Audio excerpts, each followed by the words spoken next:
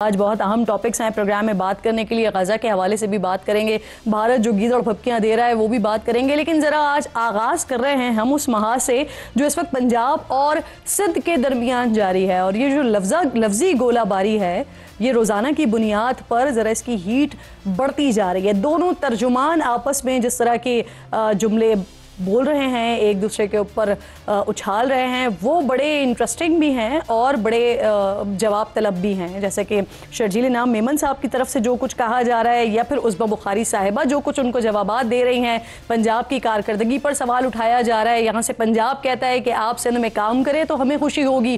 फिर बात अब यहाँ तक भी आ गई है, एक तरफ कहा जा रहा है कि पंजाब को क्योंकि विफाक से वो चाहते हैं कि हमारा इत्तेहाद ख़त्म हो जाए, इस वजह से पीपल्स पार्टी को तनकीद का निशाना बनाया जा रहा है।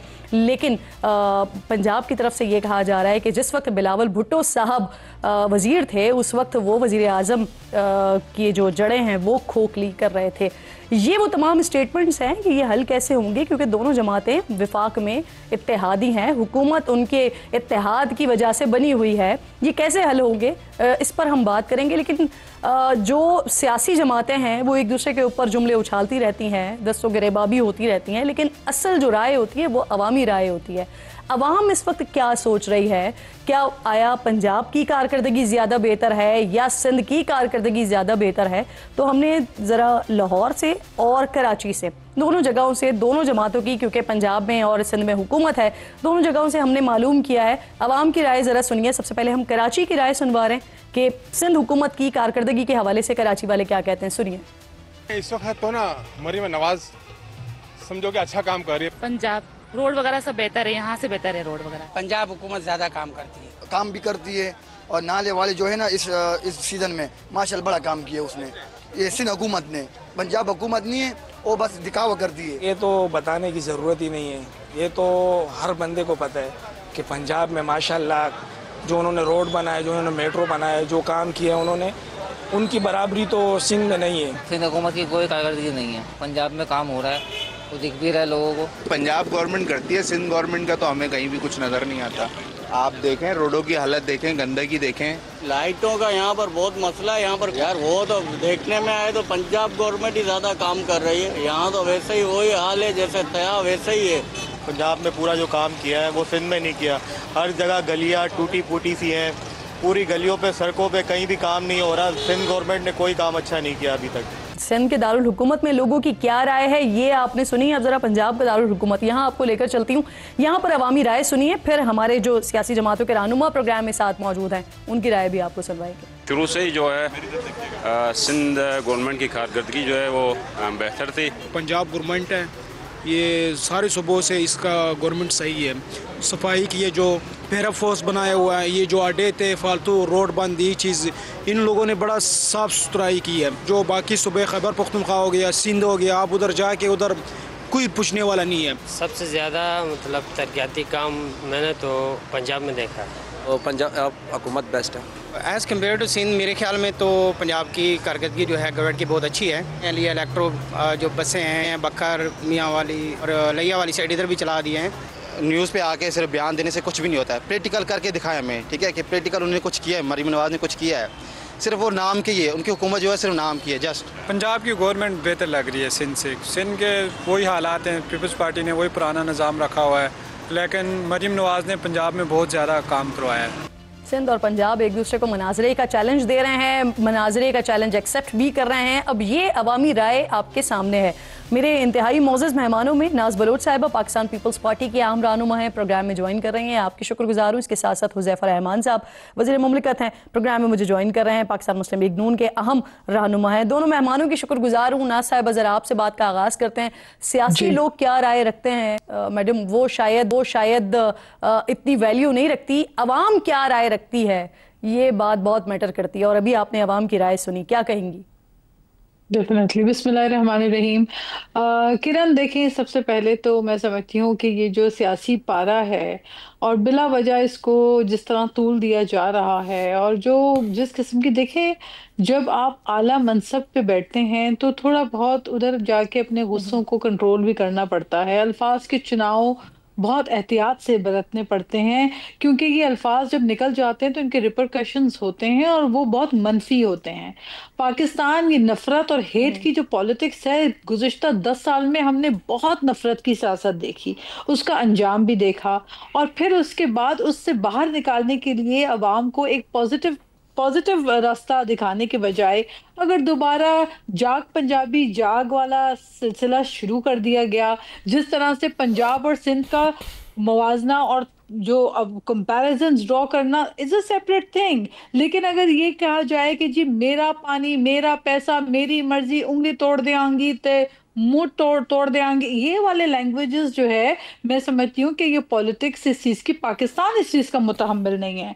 और दूसरी बड़ी बात ये कि देखिए, अगर तो आपको एतराज़ है कि पाकिस्तान पीपल्स पार्टी ने BISP प्रोग्राम का वफाकी हुकूमत से अगर दरख्वास्त की, क्योंकि BISP पंजाब हुकूमत का प्रोग्राम नहीं है, ये जो दोनों तरफ हो रहा है ना साहिबा, वहां से जुमले उछाले जा रहे हो या सन से जुमले उछाले जा रहे हो, ये नहीं होना चाहिए। लेकिन जो आवाम की राय आ रही है इस पर आपकी क्या? अच्छा, उस पर मैं बात करती हूँ, उस पे मैं आपको किरण मैं आपको बताती हूँ। देखिए किरण, कराची की बात कर लें, क्योंकि मैं कराची से ताल्लुक रखती हूँ। कराची सिंध का दारुल खिलाफा है, तकरीबन 3 करोड़ की आबादी है। पूरे पाकिस्तान के लोग कराची में आकर माशाल्लाह अल्हम्दुलिल्लाह आके बसते भी हैं, कारोबार भी करते हैं, रोजगार भी उनका है। और आपको बलूचिस्तान, KPK, पंजाब, गिलगित, आपको पाकिस्तान के हर कोने कोने के जो है रंग कराची शहर में नजर आता है। ये वो खूबसूरत शहर है। 3 करोड़ की आबादी के शहर में 5 लोगों के 6 लोगों के अगर नाज बलोच साहब, मेरा अपना ताल्लुक भी कराची से और मुझे कराची के चप्पे चप्पे के बारे में बहुत अच्छे तरीके से मालूम है। मैं आपसे कारकर्दगी के बारे में अवामी राय मुझे अगर बता देंगी तो फिर मैं आगे बढ़ती हूँ।